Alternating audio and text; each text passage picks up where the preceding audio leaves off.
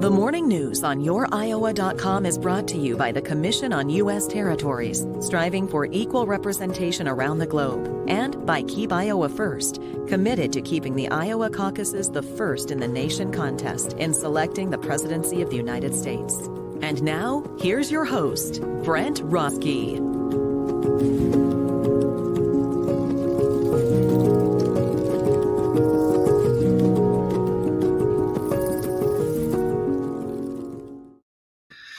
Happy Wednesday morning to you folks. Thanks so much for being with us today. You know, the days are finally starting to stretch out a little bit. I see just a little bit of bluish out there this morning. For all last month, it was just straight darkness out the window this early, but starting to have longer days. Appreciative of that. Up on the screen right now, our guest today, we have 3 guests today, but our big VIP is Christina Anthony. There she is with the cast of ABC's hit show Mixed Dish. Had a great chat with Miss Anthony just a couple days ago. She was in Los Angeles and we pre-taped it.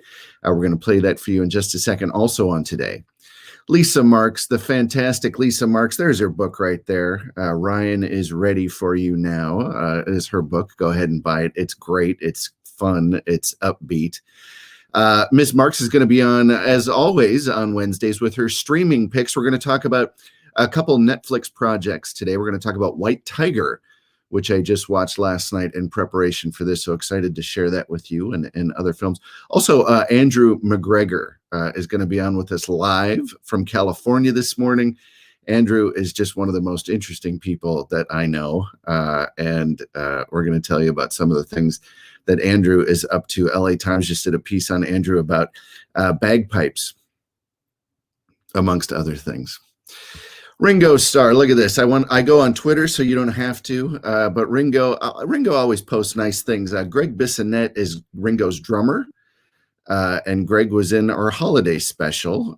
Greg's a real sweet guy. I've never met Ringo Starr, but here's what Ringo posted today. Wow, 50 years ago today, we came to play the Ed Sullivan Show. It was a beautiful day for me being in America.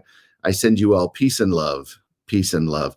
So give a real shout out to Ringo. I've got more gray in my beard than he does. And folks, I've just decided I'm not going to be a dye my hair kind of person. I don't know. Maybe that'll change, but I just don't have it in me. There's too many passwords to remember. There's too much going on. I just can't. What shade was I just can't. I can't. So for now, I'm giving it a pass. Margaret Atwood, a famous author, of course, wrote the Handmaid's Tale books. She tweeted, "I, on the other hand, am a cat. I just can't get this human filter off." Do you not know what she's talking about? If you, folks, this. You know, yesterday we had an in-depth conversation with Al Womble, chair of the Iowa Black Caucus, about race, about a horrible thing that happened Sunday. But this show is a multifaceted diamond. You never know what you're going to get. This video is real. This happened. The gentleman in the bottom corner there is a lawyer. He's trying to start a proceeding with a judge, and he can't get a filter off of his Zoom meeting. At the risk of upsetting YouTube, I'm going to play it right now. You have a filter turned on in the video settings. You might want to take a look. Can you hear me, Judge? I can hear you. I think it's a filter. It is, and I don't know how to remove it. I've got my assistant here. She's trying to, but I'm prepared to go forward with it. I'm here live. I'm not a cat. I can see that. I mean, his voice it's just as real as it gets, folks. You can tell that he's there. He's ready to do his work. Breaks my heart, but definitely, I mean, the internet's going crazy right now. So thank you, sir, who had trouble with the filters. You've brought a lot of happiness to some folks today. So Thank you for that. Today, again, Lisa Marks streaming picks, Andrew McGregor talking about a whole bunch of exciting things. But up first, from Los Angeles, recorded just a couple days ago, Christina Anthony. She's on the ABC hit show Mixed Dish. Now, watching this playback, you'll see I was a little choppy at the beginning. That goes away, but you can still hear what I have to say. So let's take a look at Christina Anthony from ABC's hit show Mixed Dish. Hi, folks. Welcome back to the program. I am so grateful to all of our guests for taking the time to be with us, and today is no exception. I'm so grateful to have on one of the lead actors of an amazing comedy. Christina Anthony is on the show. Thanks so much for being with us today. Oh, thank you, Brent. Thanks for having me. So I don't even know, where are you at right now on this planet? It's a good question. You never know where people are. I guess, do you want the truth or a lie? No, I'm in Los Angeles. Yeah, in Los Angeles, I was there for 17 years. There's a foot of snow on the ground outside the window here. So definitely in January, February, March, I remember back to my time in Los Angeles. I reminisce about it. But so what's your background, Miss Anthony? Where were you born and raised? I know Chicago theater plays big into your background. Yeah, I'm a Midwest girl, born and bred for sure, through and through. I grew up in a little town called East St. Louis, Illinois, which is just outside of St. Louis, Missouri. And then, went to college in Champaign at the University of Illinois. And then made many trips to Iowa, actually, because we played a lot of games against Iowa colleges and had an uncle that taught there. So yeah, definitely in the Midwest. And then after college, followed a lot of my friends to Chicago, which is just a little bit further north of Champaign in the Midwest, and spent, a great time there, just honing my comedic voice and coming up in the theater and the comedy scene. But mostly my roots are in the second city, Chicago. I read a Chicago Sun article about you. It said that your audition for Mixed Dish, they said that it could have been your last one, that you had a date. You said, if this isn't going to come through, you're heading back to Chicago. Talk about what that means, because now obviously you're on a hit show. You're a recognized face nationally, and people tune in every week to see you. Talk about that difference, about that real struggle. I mean, I've had folks that have similar sort of things that were thinking about, okay, I've done enough in this, but talk about that struggle and where you're at now. Thanks for asking me about that. I mean, I think I'm not unlike many people. When you're done, you're done. And I was trying to just take a realistic look at my life. I had I came out to California, to Los Angeles, to be on a television show, to make the jump from, stand up and sketch and live theater to television. And I just had decided it should have happened by now. I spent 8 years out here, just year after year, just pounding the pavement, struggling. I had a customer service job, and I kind of just wrote an email to my family and friends and told my reps and my boyfriend at the time, who is now my husband, he says to say, that, I was going to go back to Chicago. I could teach classes there. I could teach kids how to write comedy. I could, probably go back to the second city, get back plugged into the comedy scene. And I had one more audition come through, and my manager and my husband, they really convinced me. They're like, you should just go for this last one. And I went, and it was a small role on Blackish as a guest star to a backdoor pilot for a show. They didn't even know if it was going to become a TV show. And I went, I think I had 8 lines, and it has now blossomed into, we are at season 2. And I tell you how shocked I was, Brent, when they called to tell me I got the job. I just hung up the phone because no one had ever called to tell me I got a job. And my reps called me back and said, why did you hang up? Are you crying? And I was like, no, I just didn't know what to do. And they said, get up and get dressed. It starts in 90 minutes. You start Mixed Dish in 90 minutes. And I just ran to Walt Disney Studios. But I think my story and my testimony is just proof that if you can just hang on, you don't know when the door is going to open for you. So just have the grit and I'm just grateful to my friends and my family and my reps and my circle for just reminding me that I was still good and I could still do this. From the first phone call, you had to be there 90 minutes later? Yes. They had been through the casting, and like everybody else had been cast. They had celebrated with their friends and family. The kids and their parents were all there. People were hugging and laughing and talking. And I showed up. I was late. And Kenya Barris was like, Christina Anthony is late. And I was so nervous. And I remember seeing Tracy Ellis Ross and being like, oh my goodness. And he said, because she just got the job. And everyone cheered. And then after that, we just got to work. That was it. And it's also proof of like why you just need to be ready. So if you're waiting for that opportunity and you feel like it's not coming, no matter what your industry is, still be practicing and honing your skills while you're believing so that you're just ready. Because we just started work that day. I remember I sat down next to Gary Cole and he's like, welcome. And then we just started. That was it. Gary Cole, I'm just a big fan of Gary Cole. What's it like working with him and the rest of the team? Everyone is so wonderful. Gary and I have a Chicago connection. You know, he's also born and raised in the Midwest, born and raised in Chicago. And just from day one, he's always treated me like a comedy equal. And we will be in scenes, the scene will be over. And he's just like, what you got? You know, like, let's keep going. We'll just be improvising. And just that real Chicago, the Midwest gets it done mentality. I mean, from the first day, he was like, oh, you from Chicago? Okay, let's go. And it's just been great. We have so much great chemistry, you know, and our characters are just always at each other's throats.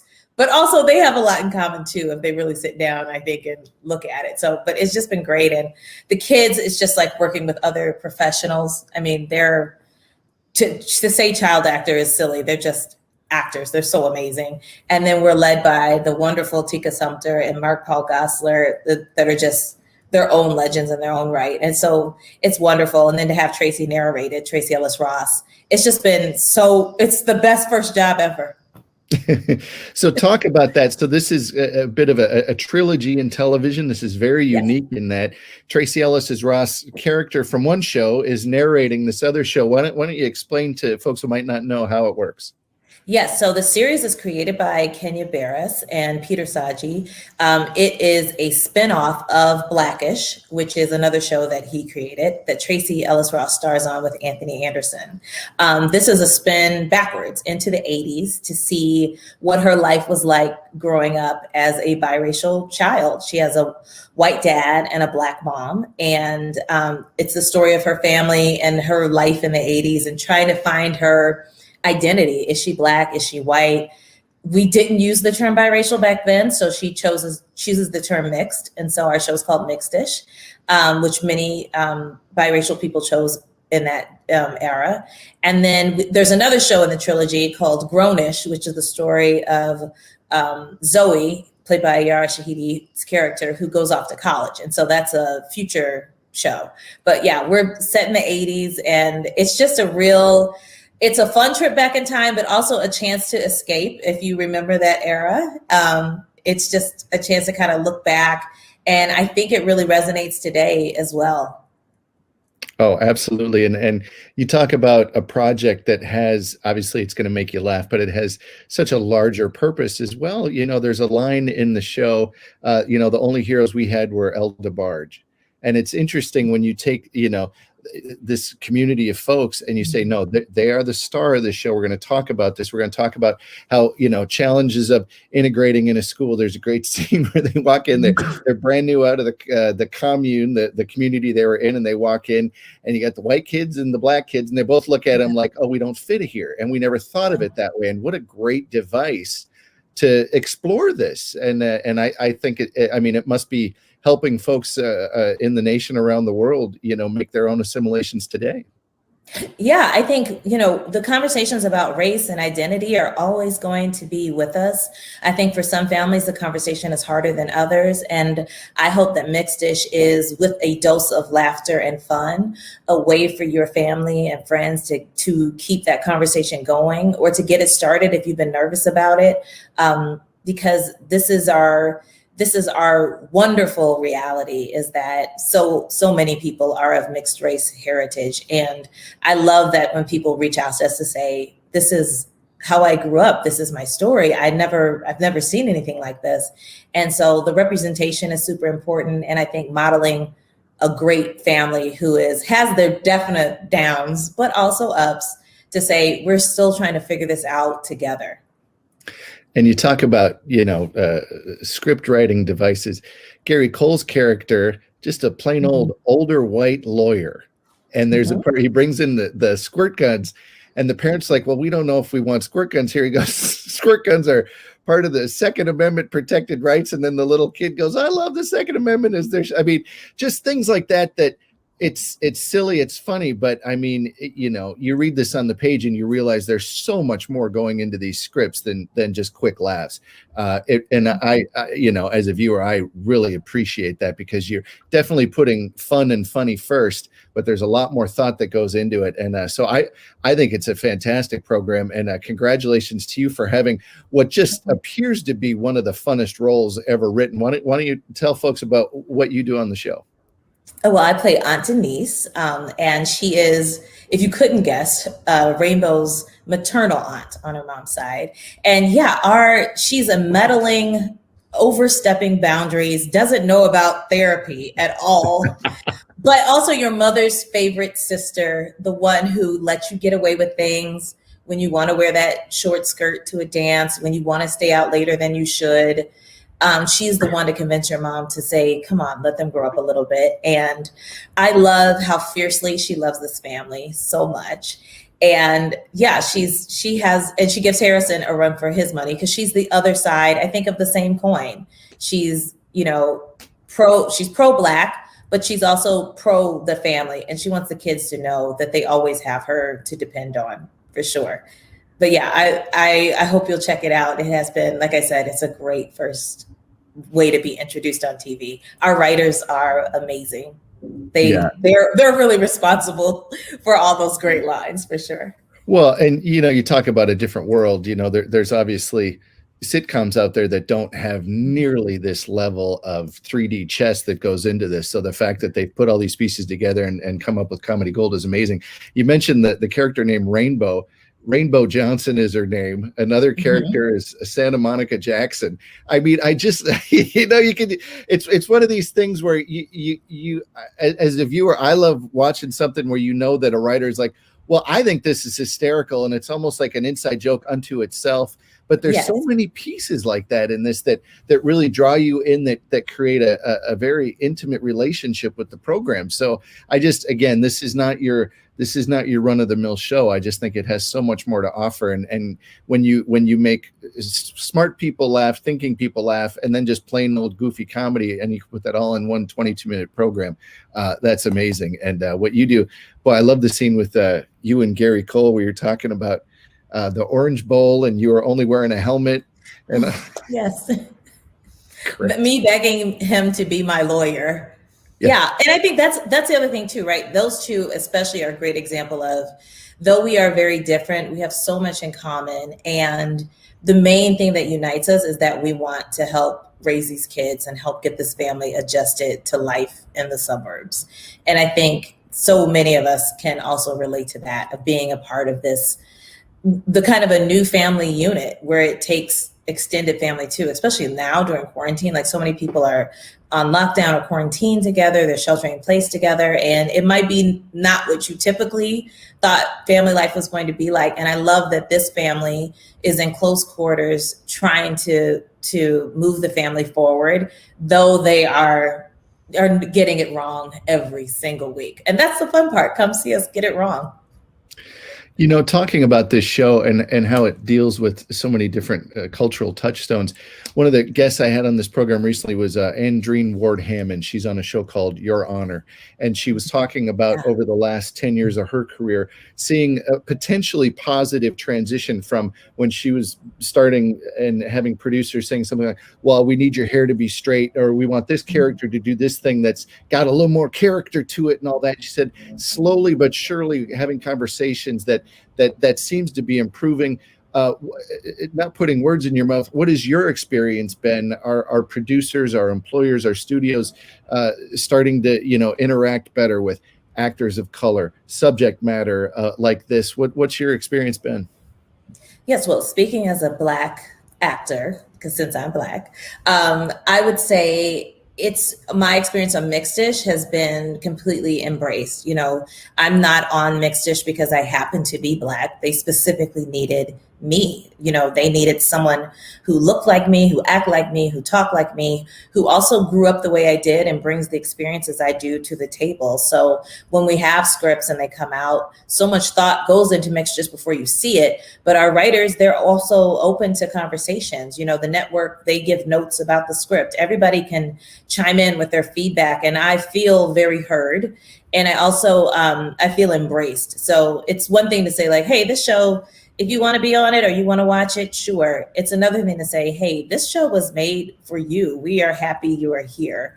And so I do feel that. And there is attention to so much detail. You know, like Dee Dee has a very specific reason why she likes to change her hair and makeup. And that's because she's a part of a working class society where she works at an airport, and she knows that she can't wear like her natural hair or an afro at work. So she braids it down and she puts a wig over it.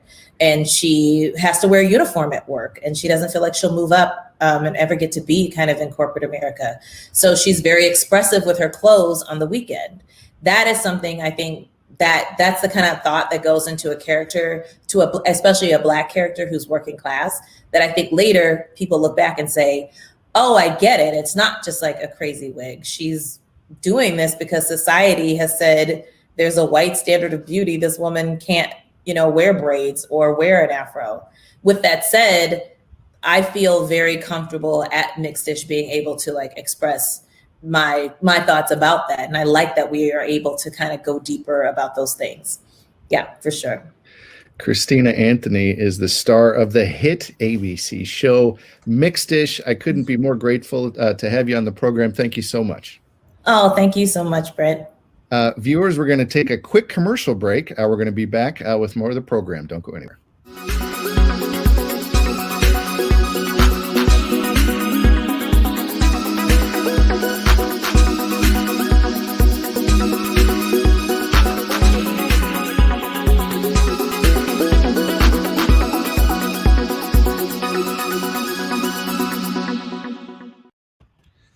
Hello, Lisa Marks.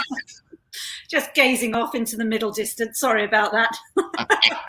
How are you today? I'm good, thank you. We have snow. We're the new Iowa of Leon C. Yes, we've had 4 consecutive days of snow. It's cold all over the world, but that's surprising, right? You guys normally don't see much snow, right? No, and especially by the sea, it rarely settles. So it's actually quite nice. It's turning into that icy, sort of scary snow now, so starting to melt a bit. Well, yeah. Stay safe out there. This whole week we've had single digits. It's going to be down to like -14 tonight here. It's you know, I make the joke we live in the freezer, but we've been living in the sub-zero freezer this week, so not too fun this week. But always happy to see you with Lisa's streaming picks again. So Lisa, you see it up there on the screen. She wrote Ryan is ready for you now, but she's always so kind to come on this program and talk about streaming picks. We're all at home. We're watching programs. What are we talking about this week?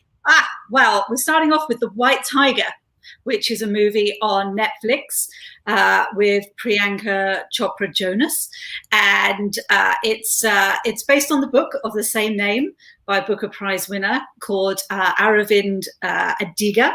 He won the Booker Prize back in 2008, I think, with this book, and it's been adapted for, I was going to say the big screen, but the big yet small screen. How do we describe the big screen these days? The big small screen in your living room.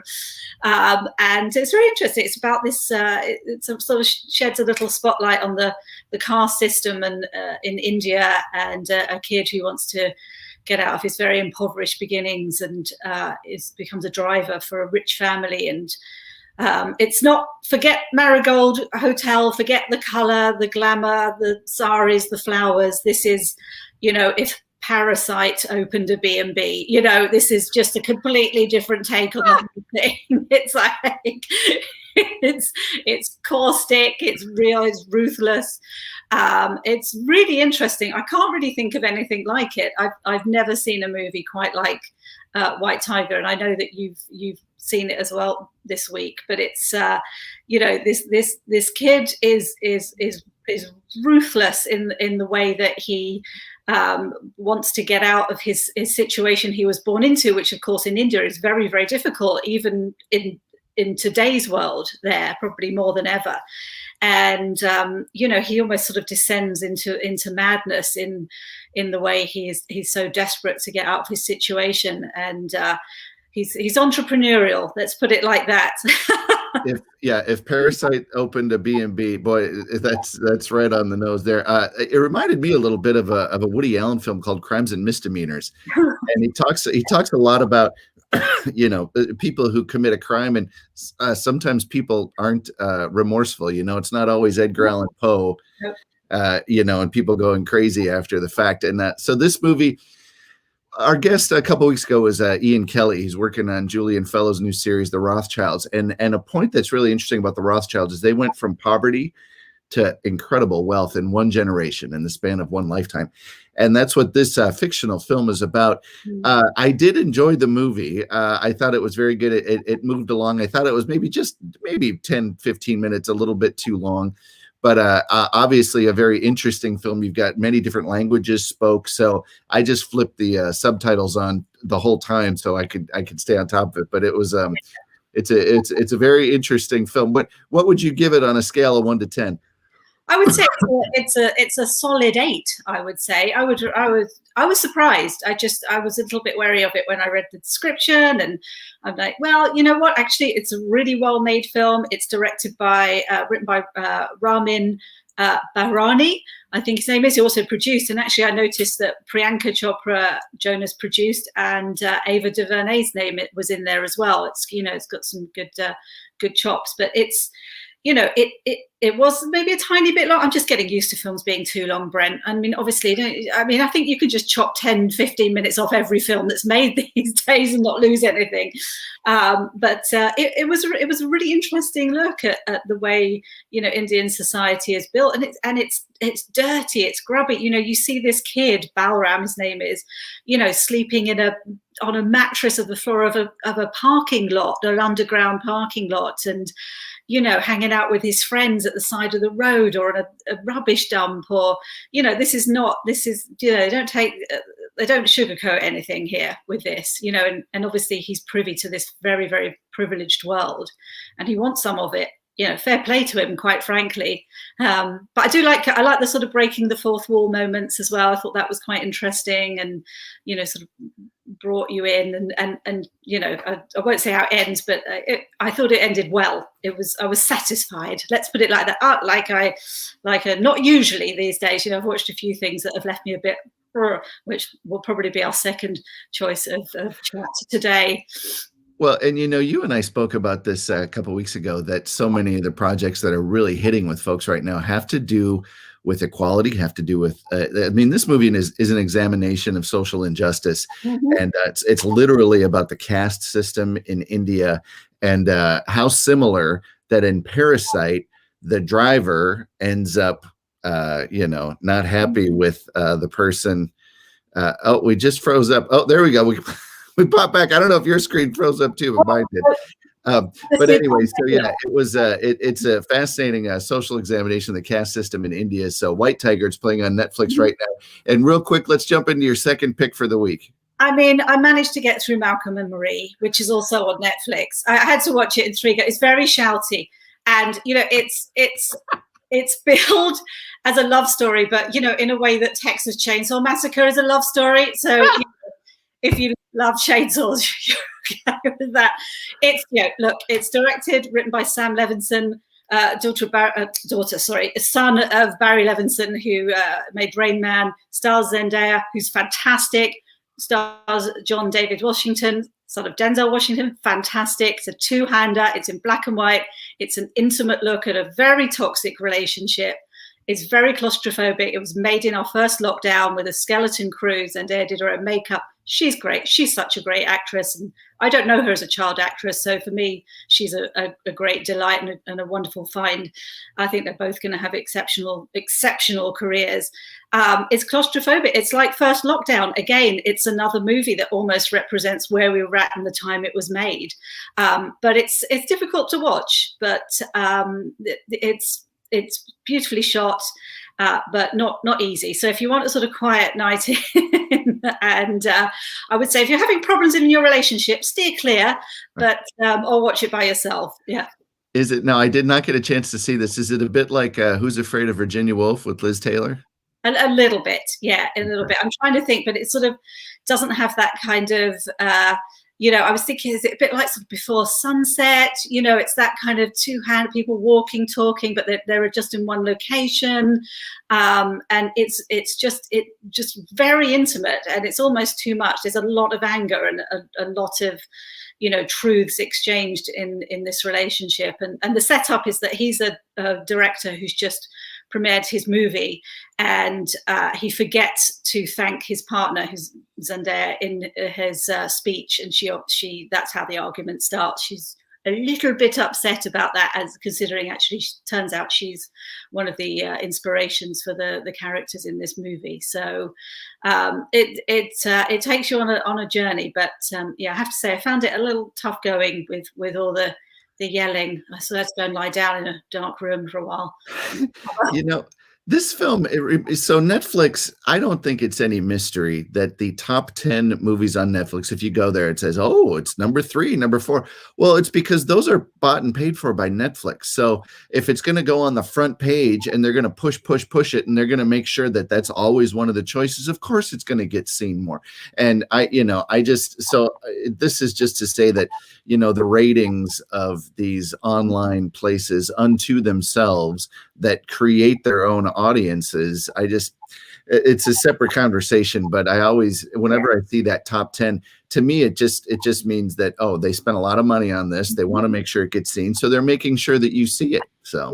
Yeah. Well, I understand. And obviously, it's a model that I think they're still sort of figuring out in a way. And that's, one of their tactics. But next week, we're going to go in a slightly different direction we're going to steer clear of Netflix. We've been talking about them way too much recently. So we're going to hop over to HBO Max next week and talk about something new that's coming out called It's a Sin, which was a Channel 4, which is a UK production and set in the early 80s, all about the AIDS crisis and a group of young people living in London and dealing with that. So that's a bona fide hit over here. We actually have ratings to show for it. So we're going to be moving on to that. But what we didn't mention last week when we were talking about the Globes is that Netflix have 49 nominations in the Globes, which is phenomenal. And I think second after to them was Amazon with 11. So they are way out there in the front at the moment. So isn't it crazy when we talk about HBO anymore? And they used to be the ones, but HBO, one of the directors of one of their new documentary series is going to be on this program on next Wednesday as well. The Lady in the Dale, about the three-wheeled car. The director, that co-director, is going to be on, Nick Camilleri. He's fantastic. So that's going to be next Wednesday. But Lisa, thank you as always for being on the program. We need you. We're grateful for your guidance, bringing us through the wilderness of the internet. Always happy to be here, Brent. You know that. Folks, we're going to do a 15-second commercial and then right back with Mr. Andrew McGregor. Don't go anywhere. There's a new spin on casual dining near Drake University. Lucky Horse Beer and Burgers. Craveable faves, flatbreads, delicious burgers, frozen cocktails, and a crazy cool vibe. Get to Lucky Horse Beer and Burgers today. Andrew McGregor from Los Angeles. How are you, my friend? I'm very well. How are you doing, sir? I'm always happy to see you. The last time I saw you was at the Yacht Club, and I miss you. We've had some great times. So, folks, Andrew McGregor is he's one of these folks who, if he gets interested in something, he gets involved with it, from things like chess boxing to, just so many different things. And I see you're wearing your tartan right now. Why don't you tell folks, LA Times just did a lovely piece about you. Why don't you tell them what they just wrote about you? So when the lockdown began, everyone was isolated, but you want to help somehow. But you know, it's that peculiar thing where helping is not going outside in a large way, right? So I went to the same spot in my neighborhood every day and started to play Amazing Grace, that kind of famous bagpipe tune.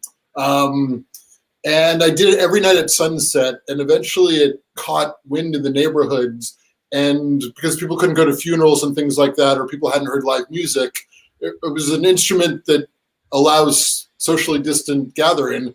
And eventually the LA Times caught wind of it, and they did a story. And then also ABC and CBS sent news vans out because it was at this time that we're still going through where people just needed live music. They needed that moment of both solace and catharsis, because certain people would come and their family member had passed away and there's no funeral. So I would perform for that person's honor, and they would record it and send it to the family. So it was this very deep emotional thing, but it was just doing it every night at sunset that was able to provide some joy, just to hear great music, but then also catharsis by serving that funerary capacity, because so many people were passing from COVID, still are passing from COVID.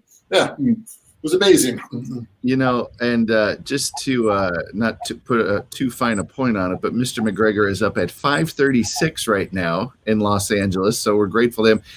You know, when I first asked you to be on the program, I'm like, oh, it's great. Yeah, we'll just have you do some bagpipes here on the show, but we don't want you waking up your whole block at 5 in the morning. That would change the sentiment. Yeah, sunset bagpipes are one thing, but dawn bagpipes might be a whole other thing. There'd be a different LA Times story around bagpipes at dawn. Yeah, that would. I don't think he's called out to silence a bagpiper.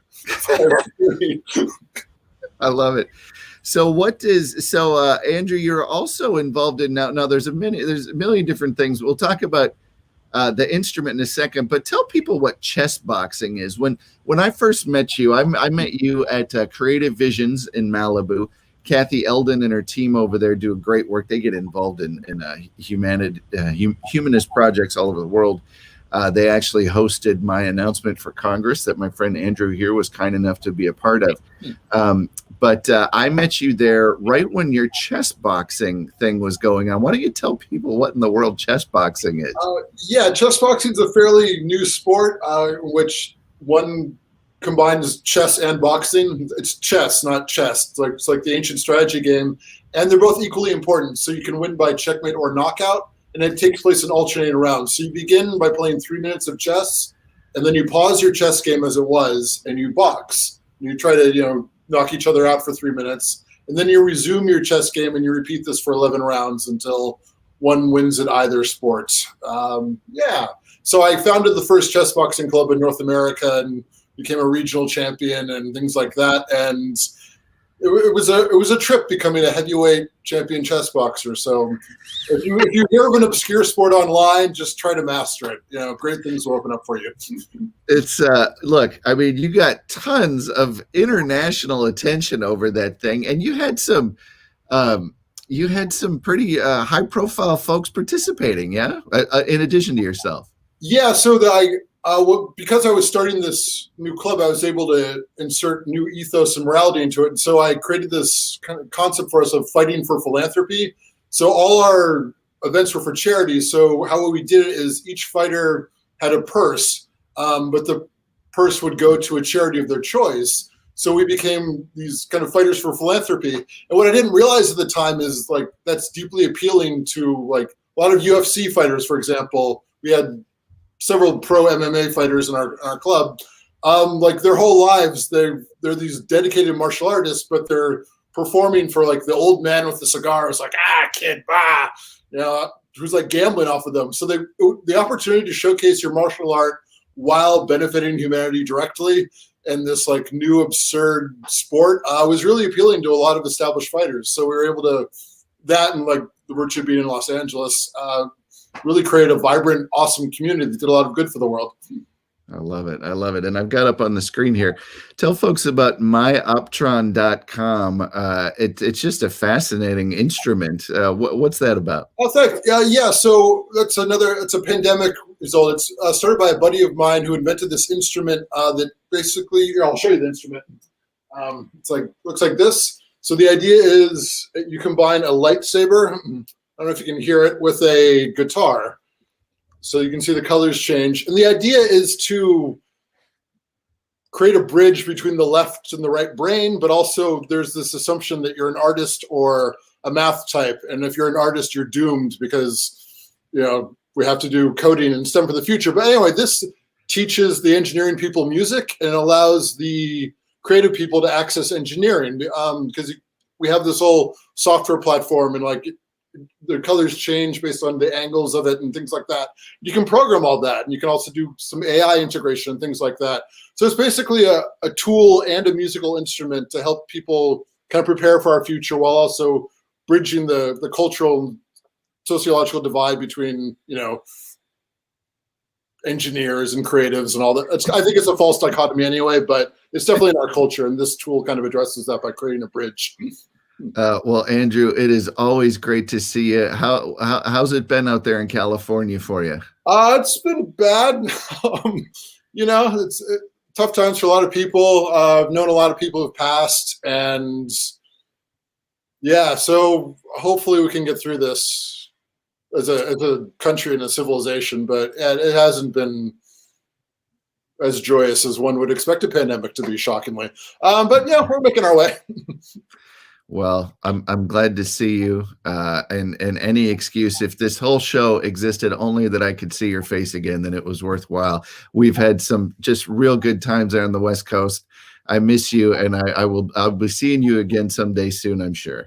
Looking forward to it. Thank you so much for having me. And hello, all. Right. Good morning. Have a great day. I love it. Folks, thank you so much for being with us today. I'm going to click. How do I do this? I'm still learning. All right. I'm going to keep that up there. Folks, if you missed Monday's interview with Deborah Willis, check it out. The Black Civil War Soldier. I bought my copy of it. It's in transit right now. But she took it upon herself to explore a part of history that isn't talked about very much, and that's Black soldiers in the Civil War who obviously broke the bonds of slavery and went to fight for their country. Fascinating interview. Coming up next week, my buddy Stephen Adams produced this film, amongst others, but in my way of honoring Black History Month, Mr. Adams produced this film, Rodney King, directed by Spike Lee. He also produced the film A Huey P. Newton Story about the Black Panthers, also directed by Spike Lee. My conversation with Stephen Adams, you're going to want to check that out. Also, next week, Bonnie Louise Brown from West Africa. That might be this Friday. It might be next week. She's from Iowa. She's in Africa with her family right now, talking about traditions. They're doing traditional dance. She's giving speeches about social justice, about the problems with race we're having here in this country. So you're going to want to check that out. Also, Gina Belafonte, there she is with her dad, Harry Belafonte. They run a group called Sankofa.org. Miss Belafonte has been a friend for a few years and is being kind enough to be on this program, talk about what they're up to. Also, Dr. Franz Whitfield, in honor of Black History Month. Of course, you saw Mr. Whitfield the night that Joe Biden won the presidency. He was on because he, right here on the screen, was one of the early supporters of Joe Biden's campaign for the presidency when the Biden campaign during the caucuses wasn't really catching fire. He came in fourth, and Dr. Whitfield here chose to be on that campaign, stuck with it, and so he's going to be on talking about that and many other things. But folks, thank you so much for being with us, and we will be right back here tomorrow with a gentleman who he's an artist, and he's decided to make a film about what do they call it? The graphic novel. And also tomorrow, we've got the greatest of all time. Now, what does that mean? The greatest of all time is the most winningest contestant in game show history. He's won millions of dollars on the show Jeopardy. His name is Brad Rutter. He's going to be with us from California talking about, it's interesting when you think about it that way, that, this was pretty much a career for him. It was a job. It is a job for him. He competes. He makes a bunch of money. He goes does other stuff. So he's going to be on as well tomorrow. Big show tomorrow. Thank you as always for being with us. We'll see you then.